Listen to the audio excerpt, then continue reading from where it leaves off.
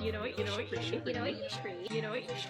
It's time for What You Should Read, the podcast all about the titles you need. Join 3 book lovers and a guest as they cover all the best new titles to enjoy with your tea. I have that, but I haven't read it yet. Hi, I'm Julia. I'm Rachael. And I'm Kelly. And this is What You Should Read, the podcast where we should all over our books. Good morning, shouldheads. We're recording very early today. Yes. It's Will's birthday the day after, right? Yeah. Tomorrow is Will's birthday, so we're celebrating today. Or yesterday when you're listening to this. True. Listen, I am going to talk about a time travel book later. We don't need to. We're just sowing that seed. Yes. Yeah. Foreshadowing. Exactly. Well, that's great. I hope he has a great birthday. So today we are talking about books that we love by Asian authors. It is Asian American Pacific Islander History Month. So we're excited to talk about some really great picks to recommend to you all today. But first, Kelly, what are you reading? I am reading It Happened One Summer by Tessa Bailey, which was pitched to us as a podcast on Friday. And I started it. It's, I think, over 400 pages long. I'm already a quarter in and I started last night. It's so fun. It's a romantic comedy that is at least partially inspired by Schitt's Creek, one of my most favorite shows, and it's wonderful. It's so funny. I love Piper, who's the Alexis character, and she even kind of has like the hand mannerisms of Alexis, and I love it. It is fantastic. I can't wait to read it. Yeah, same. It's so good. Is it set in a town very much like Schitt's Creek? It is set in a waterfront community where a lot of the men are like, they make their living on the water, like watermen. And I have not seen a lot of the townsfolk yet, but not really Schitt's Creek, but so far not Schitt's Creek either. But there's nobody. It's also not Stars Hollow. It just seems like a normal place where there aren't like a ton of, eccentric but fun people. Got it. Nice. Rachael, what are you reading this week? I just started the audiobook of One Last Stop by Casey McQuiston. So far, super cute. I'm loving it so much. So thank you to Libro FM for that advanced listening copy. And I'm trying to decide what to read next for a physical book. I think maybe to keep up the theme of the day, I might start The Poppy War by R.F. Kuang, which is like it's a fantasy book, but it's based on like Chinese war history. My coworker just recommended that to me. She said you would really like this. Oh, nice. Yeah, I'm really looking forward to it. I guess there's not like a romance in it, so it's not like a typical YA fantasy. It's like is it YA? Yeah, I think so. Yeah. Oh, cool. Rachael, I thought you had read that because I was talking to my coworker and I was like, oh yeah, I think my sister really liked that. I bought it. It sounded like something you bought it, so you probably had it in a recent episode. I probably hauled it on the podcast, but yeah, I'm really excited. So I think I'll read this next. Nice. Well, I just finished One Last Stop by Casey McQuiston this weekend, and it's so good. It's such a good audiobook, but I also feel like if you pre-order a print copy, it comes out in June, I think. It'll be a good like beach read or just like sitting on your porch this summer read. It's just, I was engrossed from beginning to end. I loved all the characters. The friendship group is great. It was so good. I loved Red, White, and Royal Blue, but this one was like even better. Currently I am reading, and I wasn't prepared, but That Summer by Jennifer Weiner, which I picked up on Tuesday. I actually have a signed first edition, which I'm very excited. I didn't know that's what I was getting. What? Yeah, but I picked it up at Greedy Reads, my local indie, and they were like, this is a signed first edition. And I was like, what? Not sure how that happened, but I'm very excited. So this is about two women, Diana Starling and Daisy Shoemaker, and they have very similar email addresses. So Daisy keeps getting Diana's emails and she's like, this woman's life sounds so glamorous and exciting. And Daisy's kind of struggling with her life, like her daughter's getting into trouble at school, her husband's being really distant, she's just not satisfied with her life. But the reason I say I wasn't prepared is because the prologue is so intense in my opinion.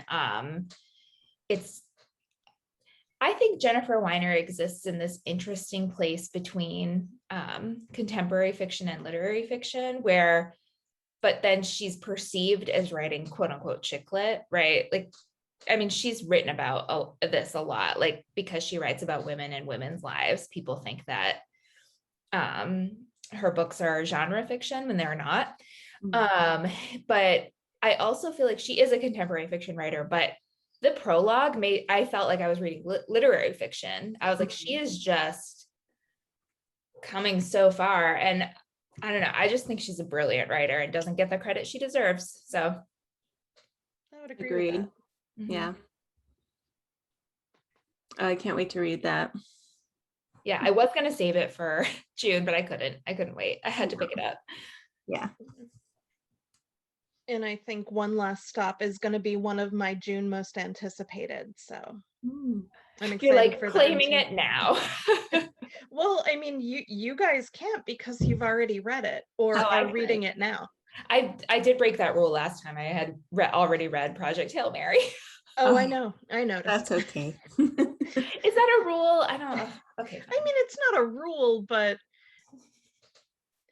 you did better than us last time reading reading the ones you said you were going to read, and now you've set yourself up to do it again by saying something you've already read.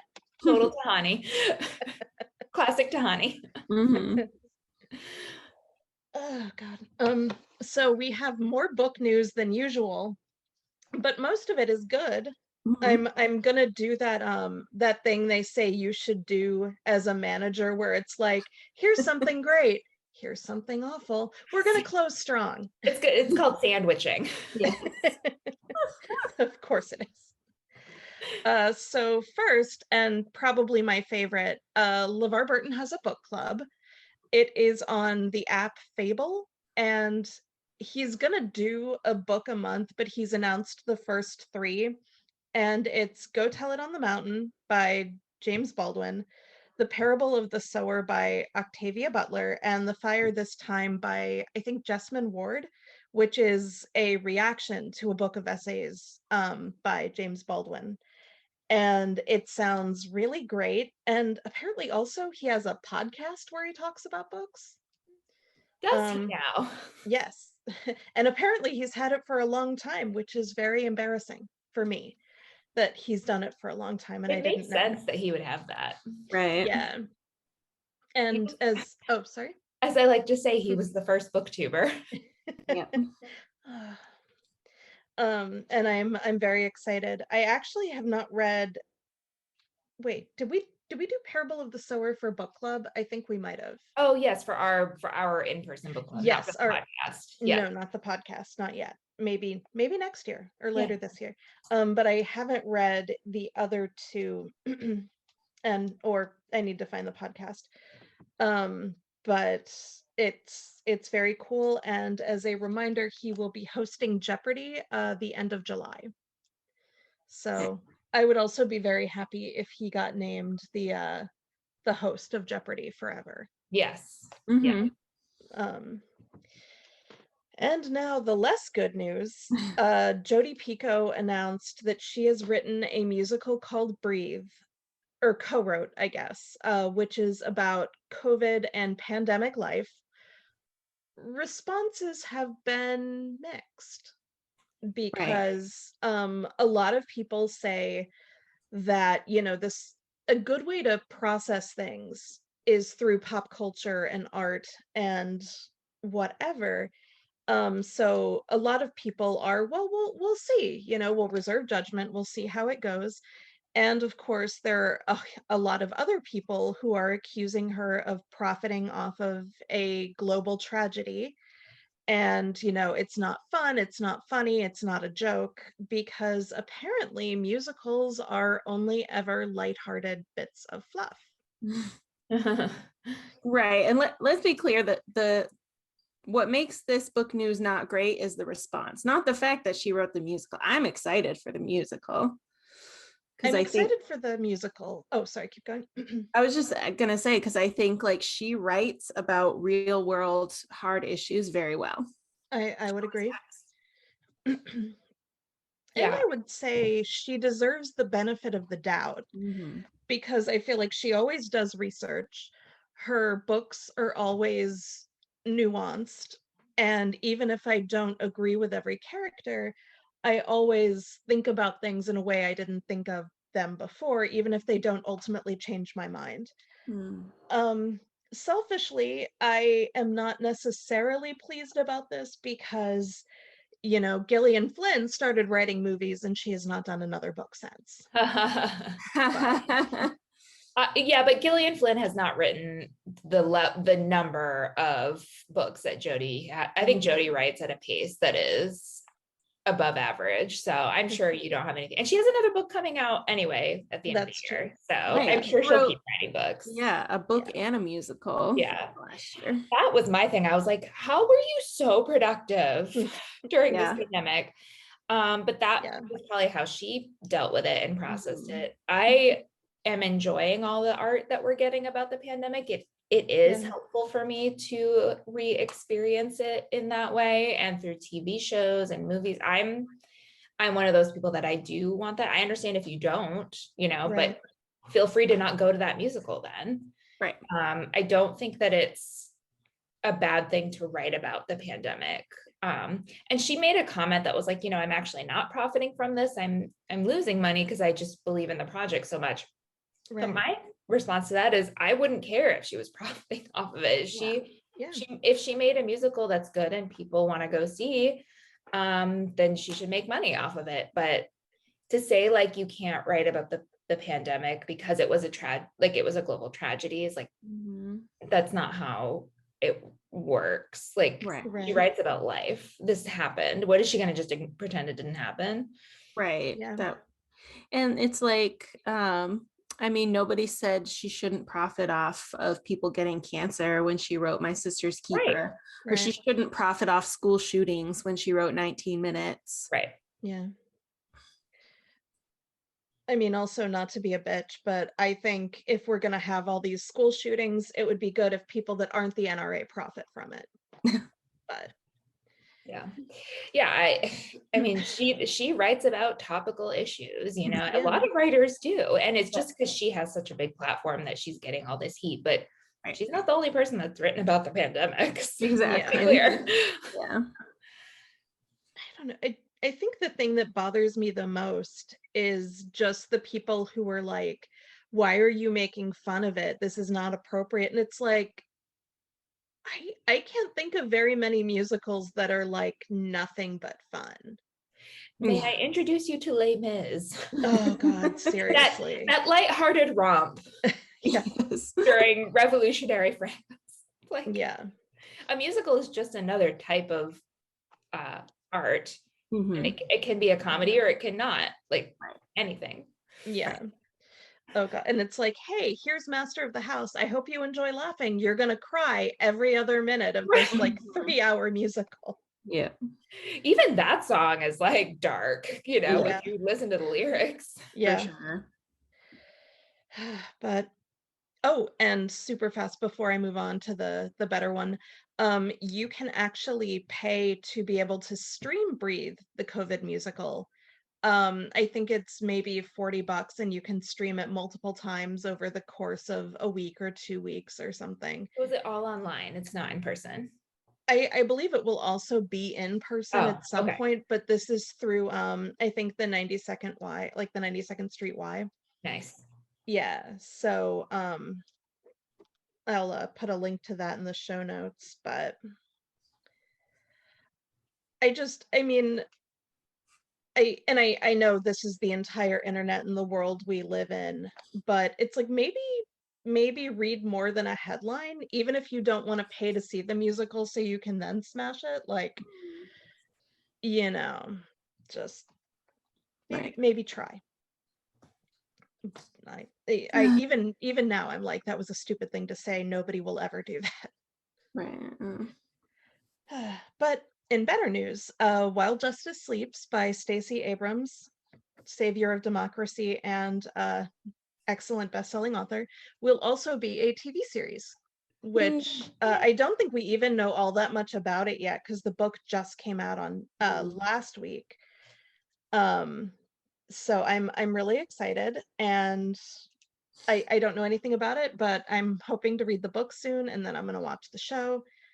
Well, we should say where we got this scoop, which was kindred spirit of the pod, Becky Farr and I were undercover correspondents and found this out because Mahogany Books, which is Becky's favorite bookstore, was hosting a live event with Stacey Abrams and Britt Bennett. And Britt Bennett was interviewing Stacey about her new book and just happened to casually mention, oh, and Shonda Rhimes is going to make it While Justice Sleeps into a TV show. So, and Becky had texted all of us when the event started. She was letting us know it was happening, and I jumped on, and she and I were both really excited to hear this. So, yeah, breaking news. Yeah, thank you, Becky. Reporting. Thanks, Becky. And if it's Shonda Rhimes, it'll probably be Netflix, right? Because that's where her development deal is. It will be Netflix. Oh, awesome. Thank you for not putting on a streaming service I don't have. Right. I can't wait to read it. I have the eGalley, and I also got a print copy from Mahogany Books that will be signed. Yay. I'm excited that it's on the way. Yeah. Great. That was the third. Lots of book news this week. Lots of news. So now it's time for recent acquisitions, where we talk about the books we've recently bought, borrowed, or been given. So Julia, what have you recently acquired? I got Jennifer Weiner from Greedy Reads. I had pre-ordered that. So that's That Summer by Jennifer Weiner. And then I also picked up Faye, Faraway by Helen Fisher, which was recommended by Kelly on a recent episode because it involves time travel or time tricks.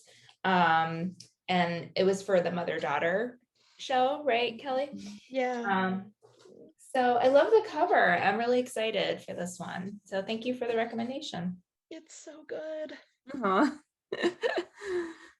Kelly, what about you? I got While Justice Sleeps and That Summer. And thank you again, Holly. It Happened One Summer by Tessa Bailey, which I love. Nice. Well, I also got That Summer and While Justice Sleeps. Yay. I hadn't even planned to get them this week, but of course I was at the local bookstore, and I was actually like doing a trade-in. So they take used books, and I had a big box, and I got like $30 in credit. So I got these 2 books, and I was very excited. Is that at Bull Moose? Yes. Maybe I should bring a bunch of my books up this summer and trade them in. Oh, do it. Yeah. I mean, I could do that at a bookstore here, I'm sure. All right.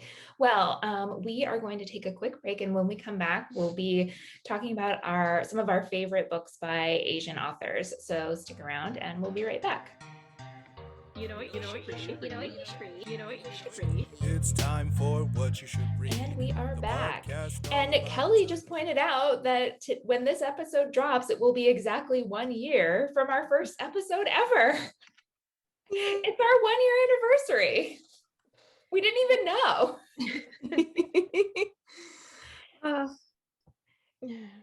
It's been quite a year. I know. Yeah. We do have like an anniversary episode planned for June, but it has been quite. I'm really proud of us that we've made so many episodes. We really have, yes. Yeah. Seasons, bonus episodes. Oh my gosh, yeah. A lot of mini-sodes. A lot of the advent calendar, which that was People were really confused, like, what's happening? Yeah. That was like a fever dream. I know. There was that time we all did a deep dive into the Babysitters Club. That was fun. That was really fun. That was Can't wait to great. do that again for season 2. Yes. Oh, well, happy anniversary, everyone. Yeah. Well, we are going to dive into today's topic, which are some of our favorite books by Asian authors. There are a lot that we could talk about and have talked about on the podcast, but I'm going to turn it over to Rachael to get us started.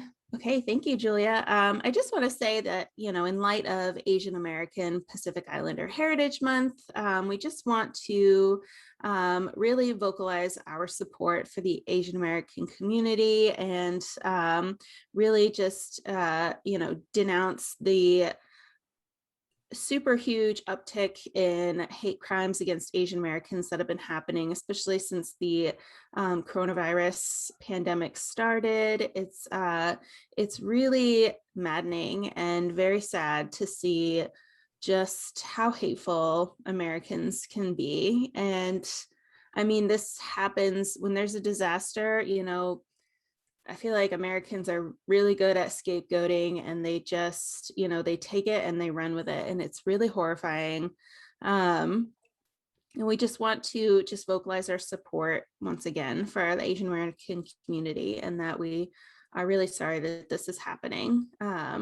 Maybe we can link some, places in the show notes for people to, offer support, whether that's signing petitions or if they have the means to monetarily support these efforts to, keep our fellow Americans safe from their fellow Americans who That's can't a be great bothered. idea. Yeah, well Yeah. said. That's a great idea. We'll do that.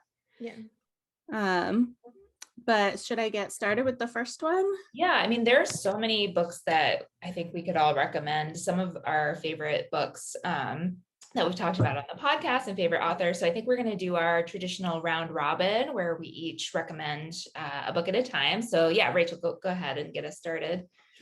Okay. Well, the first one is the most recent book that I've read. I'm actually not 100% finished with it, but I'll probably finish it today. It's so good. It's The Ones We're Meant to Find by Joan He.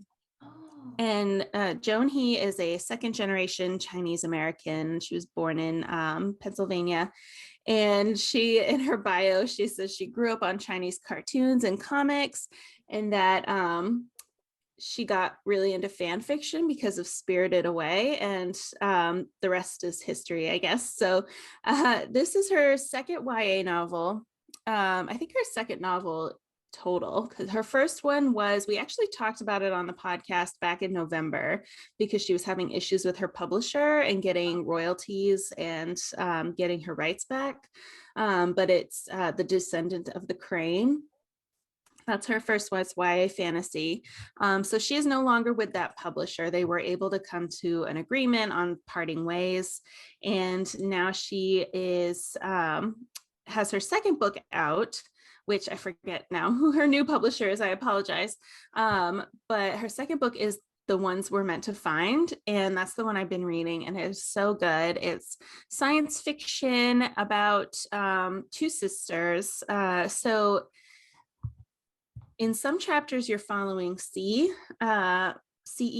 who is stuck on this like abandoned island. There's a house on the island, but she's the only one there. And she is struggling to remember things about her life. And the one thing she can really remember is her sister, Kay. And so her goal is just to get back there. So she's trying to like build a boat. There's like a scrapyard on the island. So she's like trying to put together, a vessel that she can go back out to sea and try and make her way back home. She's also, and I don't know yet the significance of how this might play out, but she also is colorblind, which she didn't used to be. And she's like, I think she's like, it's like getting worse every day. It's very interesting. There is a robot on the island called Yumi. She just she reminds me of Eve from WALL-E. Like she just kind of follows her around and is like, she's very simple, like in her, I guess, personality as far as a robot can have one. But she basically will, anything that C says, she'll define it. She'll give like the dictionary version of it. So if C like swears out of frustration, like she says, shit. And the robot Yumi will be like, shit, noun, and like give the whole definition. That's funny. And I love it. So then the other chapters are about Casey, whose sister Celia disappeared a few months back on a boat out to sea. And they don't know what happened to her. She thinks she's dead, and you find out kind of why they think she's dead later on in the book. But she is just like really going through a hard time connecting with people. She can't really, and she always kind of was a little bit antisocial, but her sister really like helped her like come out of her shell and be adventurous.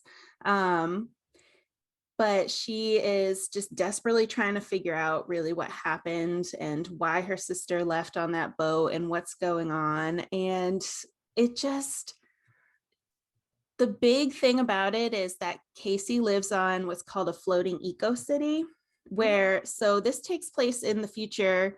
Global warming has like just decimated, and also like human pollution has just decimated the planet, and people with a high social ranking can move to these eco-cities that are floating above the earth, and you're not in danger of like the crazy weather and all the pollution and the side effects from that. But how you get your social ranking is really interesting. It's based on your carbon footprint.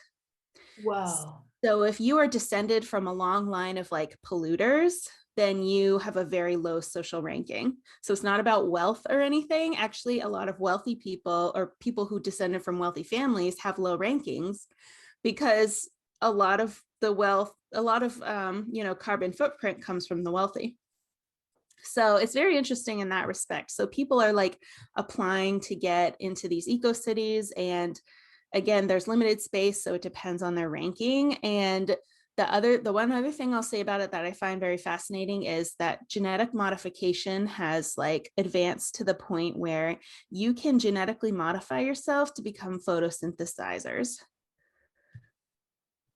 which will automatically bring your social ranking way, way up, because all of a sudden you're not consuming like food. You're using sunlight and water to photosynthesize, and you don't need to create a lot more waste. That is such a unique premise for a book. Like everything about it, I'm like, I've never seen something like that in a book. That's so creative. That sounds great.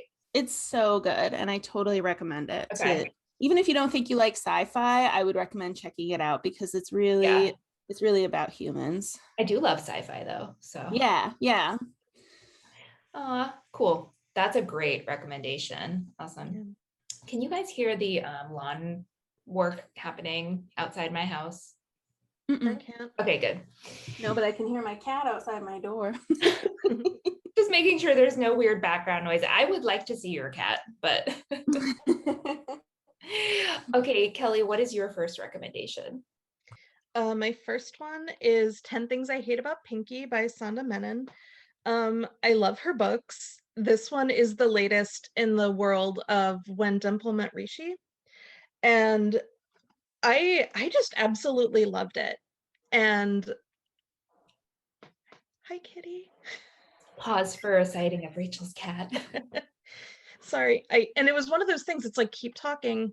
Yeah. Most people aren't watching the video. Nobody can see, but I can't not say hi. Yeah. Hi, little one. And I absolutely loved this book. And a big part of it is Pinky, because she is really outspoken and very just invested in everything. She cares about everything. She's passionate about everything.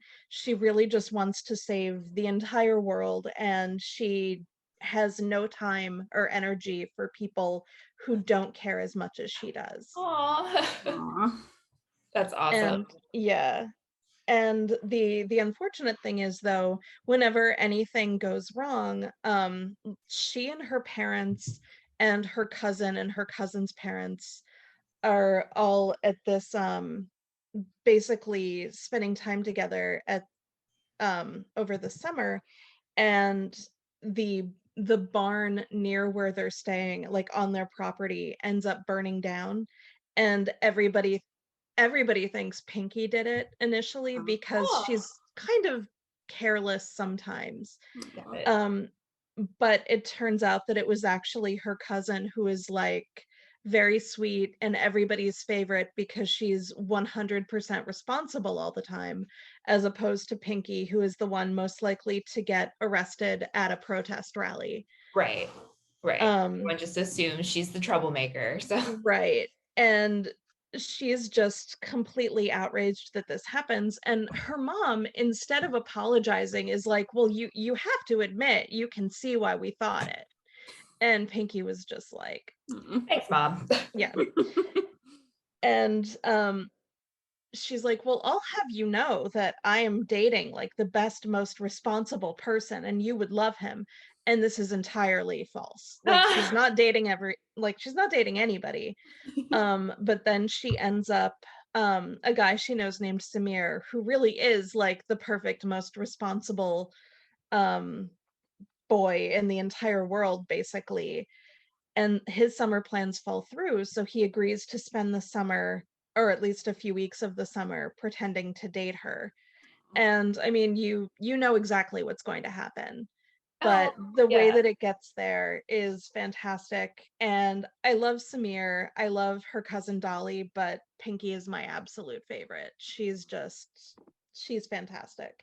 Oh, and she finds this injured baby possum and ends up basically nursing her back to health, and her name is Drama Queen, and Drama Queen is my other favorite.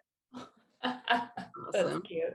I love that author's books. I did read, the first one I read was There's Something About Sweetie, which I loved that one. Rachel, you would really love that one too. And yeah, they're all in the same world. I think I started When Dimple Met Rishi. I'm not sure if I finished it. I think I had like an audiobook from the library and I think I had to return it. So I don't know if so I should go back and finish that because I would like to read all the books in that universe. Yeah. They're all so good. Yeah. I love how all the titles are taken from like these classic rom-coms too. Yeah. That's nice. Yeah. Okay, my first recommendation is White Ivy by Susie Yang, which I got in my book of the month box sometime last year. So I think it was published last year. And I picked it up this week and oh my gosh, I couldn't put it down. I was so mad I had to work because I just wanted to keep reading this book.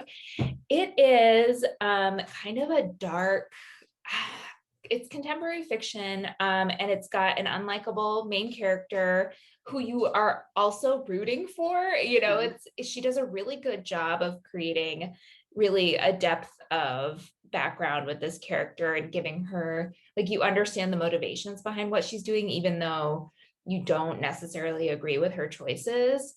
And I just thought that was really, really well done. So the main character is Ivy Lynn, and she was born in China, but her parents brought her over to America when she was 5. They immigrated before they left her with her grandmother for the first like 5 years of her life in China, basically. And then they brought her over when they had the money. So then she grows up in this very white, affluent area. And she ends up getting a scholarship to like the private school in town, but she's one of the only Asian kids there. And meanwhile, her grandmother has also eventually moved back to the US and teaches her how to shoplift. And so she starts shoplifting with her grandmother from an early age. And she's kind of starting to see how like wealth, you know, gives you status and like puts you in a better like social standing, basically. So she's learning that from her grandmother. She's seeing her parents kind of really struggle to make money and to have the life that her peers at this school have. And then meanwhile at the school, all of the kids at the school are like the sons and daughters of senators and CEOs and, the upper crust basically. And this boy, Gideon, becomes obsessed with. She is just like follows him around, has a big crush on him. And eventually he has like a party at his house and he invites her and it's a sleepover. And so she doesn't tell her parents that she's sleeping over at a boy's house. But they find out and like, they like crash into the house in the morning and like embarrass her completely. And then they send her off to China for the summer to like visit relatives and like shape up. And then when she comes back, she finds out they've actually moved to a totally different state. They were in Massachusetts and then they've moved to New Jersey. This all happens like right in the beginning. So, Wow. So then she's like really mad. And then spends the rest of her life, and then it jumps forward to when she's an adult. She spends the rest of her life basically still like trying to become part of the world of Gideon, this boy that she was obsessed with, and eventually like meets back up with him and pursues a relationship with him. So basically she is just a ruthless character. She will do anything to get what she wants, which is to marry Gideon and to become part of this world and to have wealth. And it's sort of like the whole book, you're like, okay, how far is she going to go? Like where, and it's just, it was so good. It was darker than books that I normally read, but I really, really enjoyed it. And I will say one of the things I loved most about this book was just the writing. I thought was beautiful. And I thought, Susie Yang has a real way with words.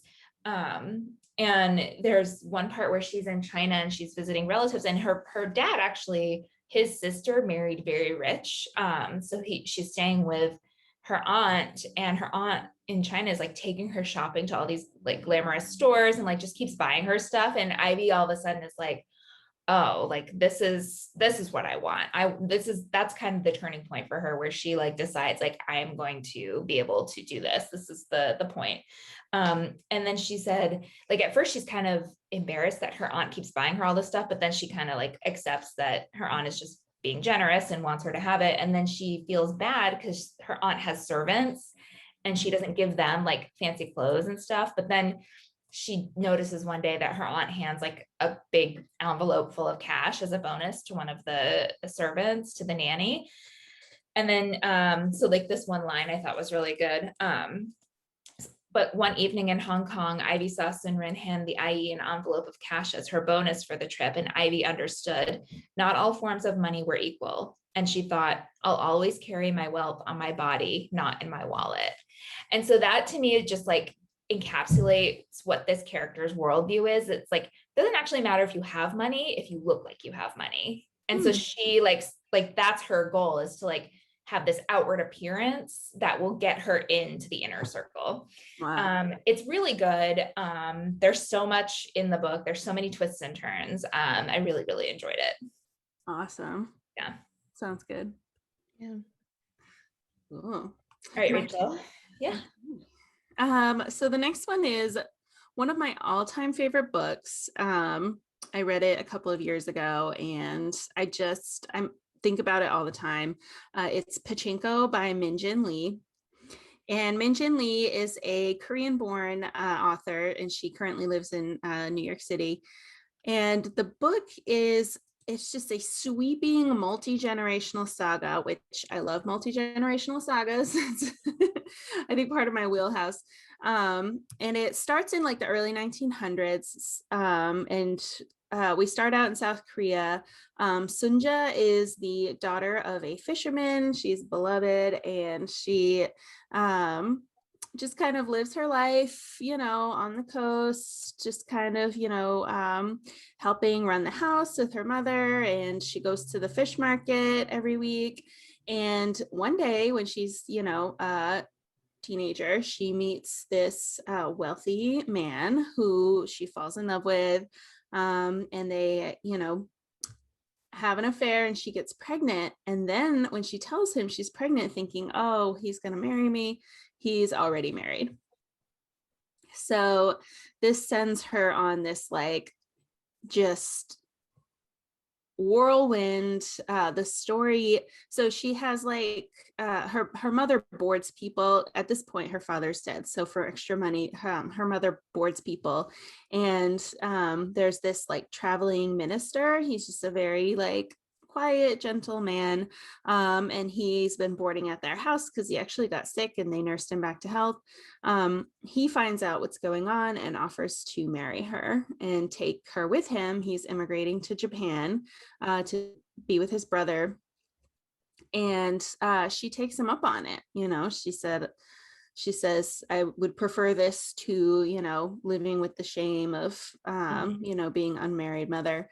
And so she goes with him, and then you just follow their family and their children and their children's children, just like through the rest of like basically towards the end of the 20th century. I think it ends in the 1980s. But you just see a lot of like how Koreans living in Japan were treated, and especially like in the aftermath of World War II, things that led to like the Korean War and all this stuff. And it's just so moving because like so much happens. First of all, like you can't even describe all of it in the length of a podcast. And it's just so beautifully written. The characters, you come to know and love them and are really like invested in their story and in their just what's going to happen to them. And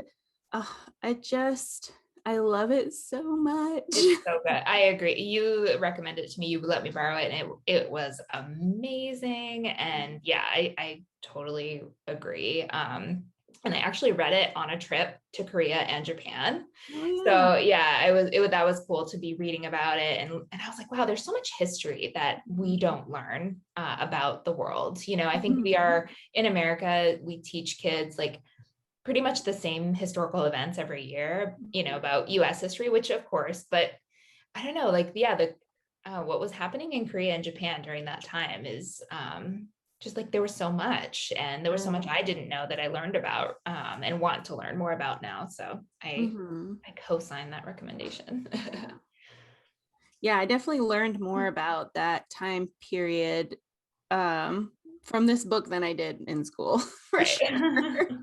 And like how China played a role, the role like of Japan's occupation of China and how that played a role in it. It's just right. Stuff I didn't know. Kelly, what's your next pick? My next one is Meet Cute Diary by Emery Lee. Aww. It's so good. So it's about this boy named Noah. He is trans, and he's spending the summer with his brother Brian.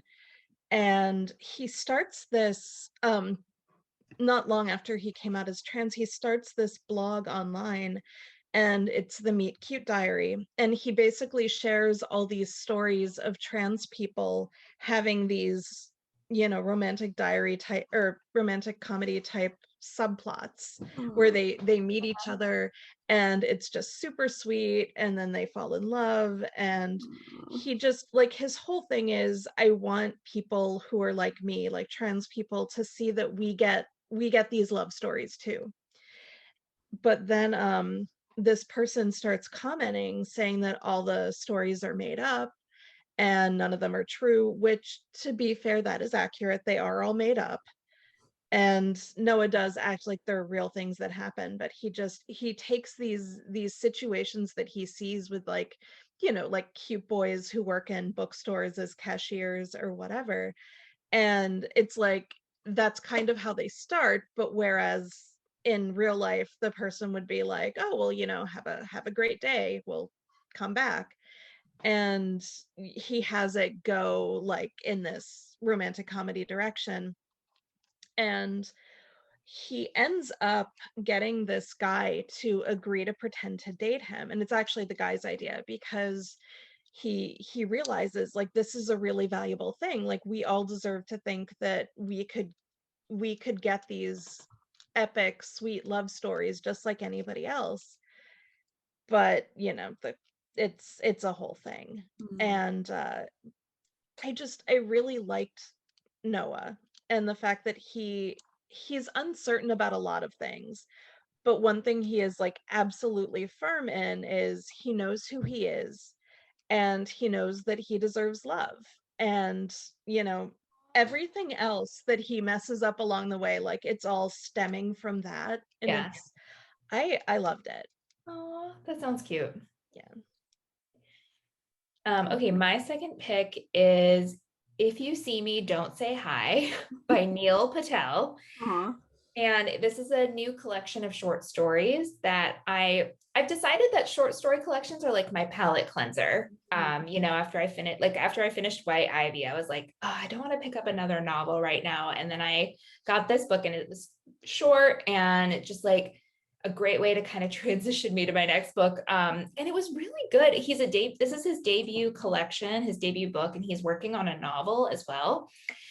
And as I was reading it, because he's, you know, first generation Indian American. And as I was reading it, I was thinking, wow, because there's a quote from June Lahiri from her book, The Namesake, at the beginning of the book. And I was like, huh. And then as I was reading it, I was like, okay, clearly he's inspired by her writing and I love her. And so I was like, well, that's obviously why, you know, part of why I like this. But I was also like, this book is like the child of her book.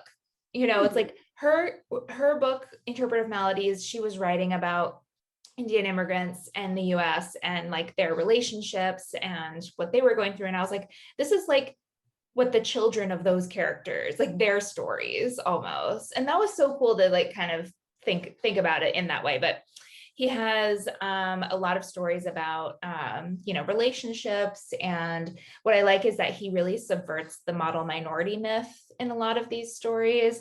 He also subverts a lot of other stereotypes, like how queerness is represented in the Indian American community and how it's viewed. You know, I think like a lot of times it's portrayed as like, oh, if an Indian American couple has a son who's gay, they would be ashamed and they would, you know, like, you know, try to cover it up or whatever. And that does happen in some of these stories, but then in other stories, they're like, oh, okay, we understand, you know, and it's like, not everything is so, you know, black and white, everyone's different. And I liked to see that, but a lot of his characters, you know, also like don't make the best choices. I don't know. It was just like really, really good. The titular story is about two brothers and they have a falling out and it's just so heartbreaking. Like in during their fight, one of the brothers says to the other, like, you're done. And if you see me on the street, don't say hi. And I don't normally cry when I'm reading books. And I cried when I read that because it was just so like, I felt it. Yes. So I'm definitely excited about this author. He's, you know, like I said, it's his first collection of short stories, his first book. So I'm excited to see what he produces next because he's very young and he's already so good. So yeah, that's If You See Me, Don't Say Hi by Neil Patel. Sounds good. Mm-hmm. Do we have time for one more recommendation each, or Rachel, do you have to head out? No, I have another one I could do. Okay. So I've talked about these books recently, but I just wanted to bring them up again here. Anna K, A Love Story by Jenny Lee, and its sequel that just came out, Anna K Away. So Jenny Lee is a daughter of Korean parents. She was born in the US. She is a TV writer, which I didn't know until just this morning. She writes on some pretty big shows on like Freeform and BET and stuff like that. So it makes sense now. There are parts in the second book that have a lot to do with like reality TV. So it, I was, you know, excited to find that out. But Anna K is a modern day retelling of Anna Karenina set in New York City and Greenwich, Connecticut. And it's about like rich Manhattan teenagers. So it's very Gossip Girl / I mean, they're all pretty crazy rich. So a touch of Crazy Rich Asians. But it's just so good. I love it. It's funny, it's sad, it's what the biggest similarity to Crazy Rich Asians in my eyes is that it's very satirical in terms of, you know, representing how these wealthy people live. And I find the writing style in that respect to be very Kevin Kwan-esque. So I like the books. I think they're really good, and I would highly recommend them. Yeah, I enjoyed the first one as well, and just started the second one on audio. So cool. Kelly, do you have another pick? I do. Arsenic and Adobo by Mia P. Manansala. And it is my first cozy mystery. It was a book of the month pick earlier this year. And what I love is, okay, so Lila works in her family's restaurant, and her high school boyfriend, which it obviously ended. She went off to college, then she came back home, and they rekindled a relationship kind of briefly, ended up breaking up, and now he is a food critic. And basically all he does is go to different restaurants around town and do like really shitty reviews for reasons that end up becoming clear later. He's not a great guy, but he's in the restaurant, and then he basically almost drops dead. And it turns out that he was poisoned. And from where he's her ex, everybody thinks she did it. And also because he was poisoned and he died at the restaurant. So between those two things, everybody thinks she did it. And to get her out of jail, they basically put up the restaurant and their house as collateral, which means that, you know, she needs to figure out who did do it so that they don't lose the restaurant and the house. And you might think, but she didn't do it, so she wouldn't be convicted, but we know better. One of the things I absolutely loved about this is that she's like, well, I'm going to solve this, but she doesn't know what she's doing. So she keeps making these really stupid mistakes. Like she goes to talk to somebody who she thinks has information, doesn't tell anybody where she's going. And like, it's just really the fact that she doesn't end up dead herself is just really a minor miracle. But it's so fun. Her family is great, and the food descriptions really, really good. So maybe don't read it hungry, but definitely read it because it's fantastic. I do want to read that. Yeah. I love books that describe food very like, I don't know why, I love it. And I do have that book. I should read it soon. It's very fun. And there are recipes in the back, so nice.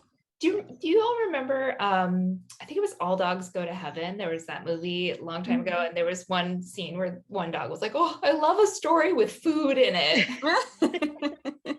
And when I was a kid, I was like, me too. And my babysitter was like, all stories have food in them. And I was like, do they? They probably do, but I love a story where food is a central thing. Right. Yeah, good. Okay, my last pick is a book I read a couple years ago. It's Here and Now and Then by Mike Chen. I think I might have mentioned this on another episode, but it's worth mentioning again because it was recommended by our friend Angie Kim, whose book Miracle Creek, I will also slip in a recommendation for that. Obviously, we've done a whole episode on it and it's great and you should all read it. But Here and Now and Then by Mike Chen is a time travel book. And so basically the main character, he lives in like the 21st or 22nd century. And he works for the government and they time travel back in time to like fix minor things. So he's in the 21st century, like in present time, and gets stuck in San Francisco in the like early 2000s. And he's like, oh crap, I'm stuck here. Like, so he realizes after a while, he's like, okay, no one's coming back for me. Something happened. I just got to make the best of this. So he like falls in love, has a family, just builds a life, right?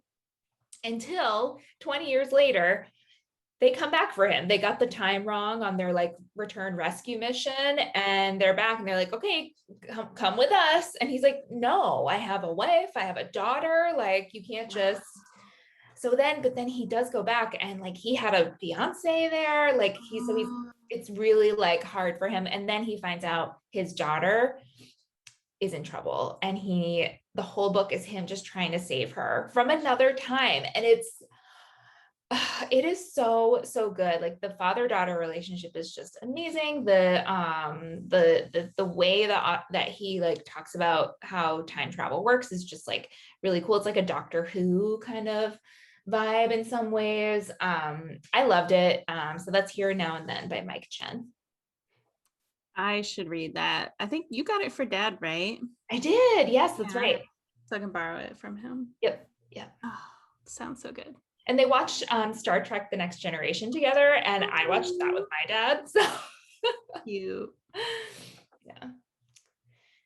Nice. Yeah. So that's our show. If you don't already subscribe to Libro FM, you can get 2 books for the price of 1 with new memberships with the promo code What You Should Read, all one word. If you need suggestions, a really good one is Honey Girl by Morgan Rogers, which is our next book club book. We will be discussing it, and the episode will drop on June 8th, I believe. Mhm. And please send us your thoughts and questions with Honey Girl on Twitter or Instagram or Goodreads. It's going to be fun either way, but you definitely want to read it and participate. For sure. And you can find us on Instagram and Twitter at at WYSR_podcast. And then our email is whatyoushouldreadpodcast@gmail.com. Also find us on Goodreads, What You Should Read Podcast, and give us a rating and a review on Apple Podcasts, please. And now you know what you should read. You're welcome.